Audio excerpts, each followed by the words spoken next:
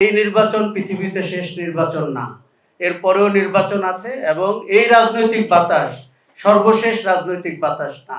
আমাদের এখানে মৌসুমী বায়ুর মতোই রাজনৈতিক বাতাস কিন্তু ঘুরতে পারে। পৃথিবীর বদলে যাওয়া বাতাসের সাথে গভর্নেন্সকে মেলাতে হবে। আজকে বিএনপিকে এই বাতাস শুনতে হবে। প্রতি মিনিটে আমি শুনেছি প্রায় 2 লক্ষ টাকা খরচ হয়। তাতে করে একজন যদি 30 মিনিট বক্তৃতা দেয়, বাংলাদেশ রাষ্ট্রের জনগণের ট্যাক্সের 60 লক্ষ টাকা সেদিন এক ব্যক্তির পেছনে খরচ হয়েছে। তাদেরকে দ্রুত এই অভ্যাস থেকে বেরোতে হবে, পাণ্ডিত্যের অভ্যাস থেকে।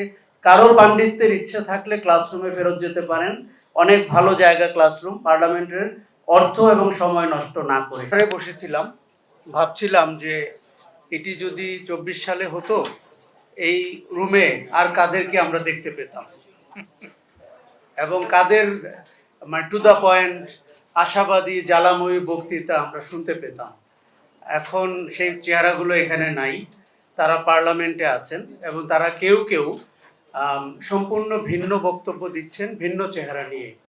তার মানে পরিবর্তিত বাংলাদেশের যে আশা আকাঙ্ক্ষা সেটা হোঁচট খেয়ে গেল নির্বাচনের কয়েক সপ্তাহ মধ্যেই।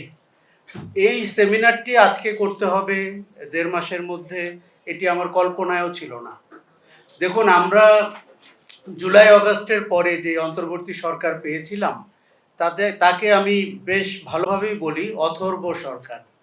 কারণ তারা তাদের নিজস্ব এজেন্ডা নিয়ে এসেছিলেন। কারো চাকুরি বাকরি দরকার ছিল, কারো কিছু লাইসেন্সের দরকার ছিল এবং তারা জুলাইয়ের চেতনাকে বাস্তবায়নের জন্য খুব একটা আগ্রহী ছিলেন না। তাদের কিছু মতলব গ্রো করেছিল যে কি করে লম্বা সময় ক্ষমতায় থাকা যায়। এবং তারপরেও ওই অথর্ব সরকারটি যে কয়েকটি উদ্যোগ নিয়েছিল, অর্ডিন্যান্স জারি করেছিল, সেগুলো ছিল মন্দের ভালো। মানে আমরা অনেক কষ্টে মনে হচ্ছিল যে কিছু তো পেলাম। এখন বিএনপি সংখ্যাগরিষ্ঠতা পেয়ে সংসদে ওই সরকারকেও মনে করিয়ে দিচ্ছে এবং আমাদের একটা অনিশ্চিত ভবিষ্যতের দিকে ইঙ্গিত দিচ্ছে।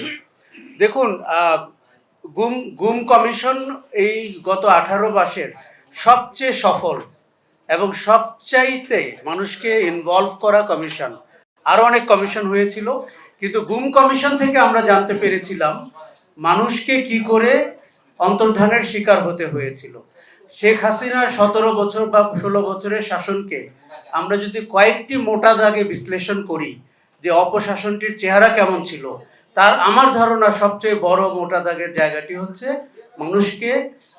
মানুষকে নিখোঁজ করে ফেলা জনজীবন থেকে। একজন অ্যাম্বাসাডার ধানমন্ডিতে হাঁটছেন, তিনি নিখোঁজ হয়ে গেলেন। একজন পার্বত্য চট্টগ্রামের একজন নেতা নিখোঁজ হয়ে গেলেন, জীবনে আর থাকলেন না।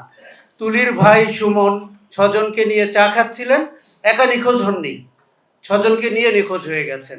ইলিয়াস আলী বাসায় ফিরছিলেন, চৌধুরী আলম বাসায় ফিরছিলেন। এই যে নামগুলো আমি বললাম, তার অধিকাংশ নাম বিএনপির সাথে সংশ্লিষ্ট।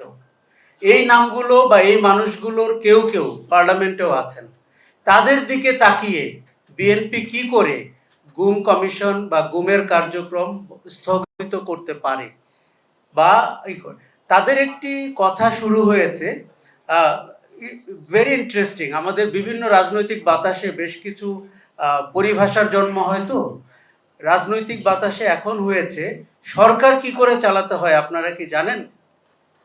আমরা অতীতে সরকারে ছিলাম, এখন সরকারে আছি এবং সরকার চালাতে হলে সরকারের সক্ষমতা লাগে, সরকারের অনেক কঠিন সিদ্ধান্ত নিতে হয়, সরকারের অনেক ডালপালা থাকে। এগুলো আপনারা বুঝবেন না যারা সেমিনার করেন, সিম্পোজিয়াম করেন, কখনো কখনো প্রেস ক্লাবের সামনে দাঁড়ান, এটা আপনারা বুঝবেন না। এটি এই সময়ে প্রচলিত একটি কথা। কেন তারা সংস্কার আলোচনার সময়ও ওই যে নোট অফ ডিসেন্ট দিচ্ছিলেন, তখন আসলে তাদের একটা কথা তারা বারবার বলছিলেন যে তারা একটি শক্তিশালী সরকার চালাতে চায়, যেই সরকারটি মানুষের আশা আকাঙ্ক্ষা বাস্তবায়ন করতে পারবে। কিন্তু এখন তো ঘটনা উল্টো হয়ে গেল। পৃথিবী যাচ্ছে মানে ছোট সরকারের দিকে, যে আপনার গভর্নেন্স থাকবে কিন্তু আপনি টের পাবেন না। সেখানে জনগণ সার্বভৌম হবে, মানুষের সৃজনশীলতা থাকবে, তার উদ্ভাবনী শক্তি থাকবে, তার গণতান্ত্রিক চেতনা থাকবে, তার রাজনৈতিক মূল্যবোধ থাকবে এবং সেটি রাষ্ট্রের চালিকা শক্তি হবে। সরকার হবে ফ্যাসিলিটেটর। কিন্তু আমাদের দুর্ভাগ্য হচ্ছে আমাদের জীবনে সরকার আসে অভিশাপ হয়ে। সরকার আসে কালো শাসন করতে, সরকার আসে কালো আইন করতে, এবং যা যা প্রচলিত কালো অধ্যায় আছে অতীতের, তার সবগুলোকে তারা ধারণ করে নতুন উদাহরণ তৈরি করতে চায়।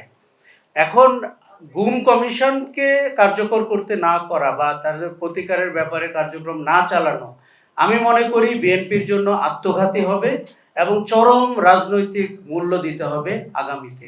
কেননা এই নির্বাচন পৃথিবীতে শেষ নির্বাচন না, এরপরেও নির্বাচন আছে, এবং এই রাজনৈতিক বাতাস সর্বশেষ রাজনৈতিক বাতাস না। আমাদের এখানে মৌসুমী বায়ুর মতোই রাজনৈতিক বাতাস কিন্তু ঘুরতে পারে। বিচার বিভাগ, আমি বলবো শেখ হাসিনার শাসনামলে বিচার বিভাগকে ব্যবহার করে শেখ হাসিনা বিএনপির উপরে যে অত্যাচার করেছিলেন, তাদের নেতারাই তো বলতেন তাদের কত লক্ষ মামলা রয়েছে এবং তার মধ্যে কত লক্ষ মিথ্যা মামলা রয়েছে। তাদের কাউকে কাউকে তো আমরা কোর্টের বারান্দায় সপ্তাহে 5 দিন ঘুরতে দেখতাম। সেই বিচার বিভাগকে তারা কখন ভাবলেন যে এটি তাদের হাতেই থাকতে হবে, স্বাধীনতা দেওয়া যাবে না। আরেকটা জিনিস হচ্ছে যে সবকিছু মন্ত্রণালয়ের আওতায় আসতে হবে, এটি কিন্তু একটি ভয়ঙ্কর চিন্তা। মানবাধিকার কমিশন মন্ত্রণালয়ের আওতায় থাকবে, তাহলে কি হলো? সেই মানবাধিকার কি জনগণের মানবাধিকার, না পছন্দের কিছু লোকের মানবাধিকার যারা সরকারে রয়েছেন? দেখুন, আমাদের অপরাজনীতির এই চেহারার কারণেই সবাই যে কোনো মূল্যে পার্লামেন্টে যেতে চায়, কেননা মনে করে যে উনি ওই 300 জনের মধ্যে ঢুকতে পারলে একটা ক্লাবের সদস্য হবেন, এবং ওইটা একটা এলিট ক্লাব, এবং ওই ক্লাবের অনেক অপকর্ম থাকবে, সবাই মিলে সমর্থন করবে। কাজেই আমাদের এই এলিটিজম থেকে বেরোতে হবে। দেখুন, আমরা 18 মাসে কি করতে পেরেছি এই হতাশা দিয়ে আলোচনা করতে চাই না, কিন্তু পৃথিবীর বদলে যাওয়া বাতাসের সাথে গভর্নেন্সকে মেলাতে হবে। আজকে বিএনপিকে এই বাতাস শুনতে হবে এবং বাইরের দিকে তাকাতে হবে। দেখুন, আমরা কে আইনের বিশেষজ্ঞ, কার কত পাণ্ডিত্য আছে, এগুলো সরকারে গেলে অনেক সময় আমাদের মধ্যে জেগে ওঠে। এইটির জন্য আমার মনে হয় পার্লামেন্টের কর্মঘণ্টা নষ্ট করা ঠিক হচ্ছে না। প্রতি মিনিটে আমি শুনেছি প্রায় 2 লক্ষ টাকা খরচ হয়। তাতে করে একজন যদি 30 মিনিট বক্তৃতা দেয়, বাংলাদেশ রাষ্ট্রের জনগণের ট্যাক্সের 60 লক্ষ টাকা সেদিন এক ব্যক্তির পেছনে খরচ হয়েছে। সেই বক্তব্য কিন্তু সেন্স মেক করতে হবে। এখন আমার কথা হচ্ছে যে আমরা কিন্তু ভেবেছিলাম যে আইন প্রণেতারা যারা সরকার গঠন করেছেন, তারা অন্তত 10টি বড় সংস্কার, বড় অর্ডিন্যান্স যেটি বাংলাদেশ রাষ্ট্রের সাথে সম্পর্কিত, সেগুলোকে তারা অ্যাজ ইট ইজ বাস্তবায়ন করবেন। আরও একটি কথা বাজারে চালু হয়েছে, যাচাই বাছাই। মানে তারা এখন যাচাই বাছাইয়ের, আমার যাচাই বাছাই শুনলে ধোলাইখাল মনে হয়, যাচাই বাছাই করে নাকি এইসব অর্ডিন্যান্সগুলো দেখবেন। মানে এটি তো একটি ছোট সমাজ, আমরা জানি তো কে কোথায় যাচাই বাছাই করছেন এবং কোন মতলবে যাচাই বাছাই করছেন, কোন উদ্দেশ্যে করছেন।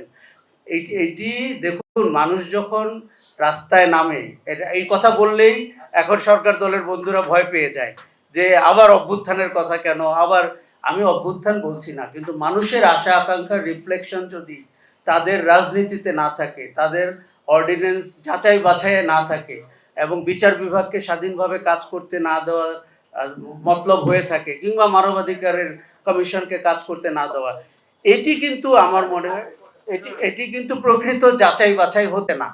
আরেকটা জিনিস বলি, মানুষ তো বিএনপিকে ভোট দিয়েছে এবং বুঝেই দিয়েছে যে একটা শক্তিশালী, একটি ডিসাইসিভ গভর্নমেন্ট হচ্ছে যে আমার ভালো কাজে এই শক্তিটি ব্যবহার করবে। এখন উল্টো যদি সেটি খারাপ কাজে ব্যবহৃত হয়, আমাদের কিন্তু সেই অতীতকে মনে পড়ে যায়।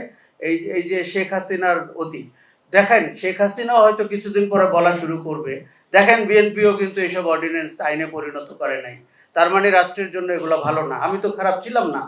এমনিতেই নতুন বয়ান বাজারে এসছে এবং কালচারাল বয়ান এসছে, মিডিয়াতে আমি বয়ান দেখতে পাচ্ছি, রাজনীতিতে তো আছেই।